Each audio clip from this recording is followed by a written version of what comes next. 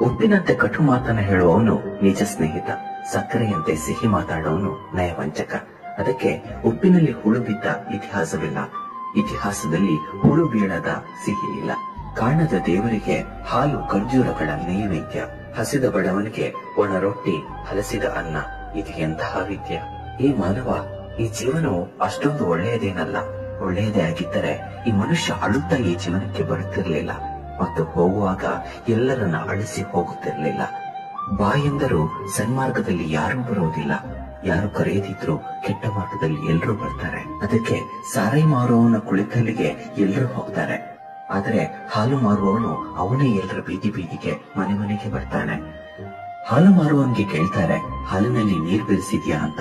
ದುಪ್ಪಟ ಹಣ ಕೊಟ್ಟುಕೊಂಡ ಸರಾಯಿಗೆ ತಾವೇ ಕೈಯಾರ ನೀರು ಬೆರೆಸಿ ಕುಡಿತಾರೆ. ವಾರೆ ವಾವ್ ದುನಿಯಾ! ಮದುವೆ ಸಮಾರಂಭದಲ್ಲಿ ಮದುಮಗ ಹಿಂದೆ, ದುನಿಯಾ ಮುಂದೆ. ಶವಯಾತ್ರೆಯಲ್ಲಿ ಹೆಣ ಮುಂದೆ, ದುನಿಯಾ ಹಿಂದೆ ಹಿಂದೆ. ಹೆಣವನ್ನು ಮುಟ್ಟಿದ್ರೆ ಸ್ನಾನ ಮಾಡ್ತಾರೆ, ಮೂಕ ಪ್ರಾಣಿಯ ಕೊಂದು ಅದರ ಹೆಣವನ್ನ ತಿಂತಾರೆ. ಮೊಂಬತ್ತಿ ಹಚ್ಚಿ ಸತ್ತವರನ್ನ ನೆನೆಯುತ್ತಾರೆ, ಮೊಂಬತ್ತಿ ಆರಿಸಿ ಜನ್ಮದಿನ ಆಚರಣೆ ಮಾಡ್ತಾರೆ.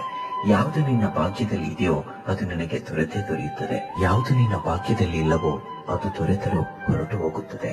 ಇದುವೇ ಸತ್ಯ.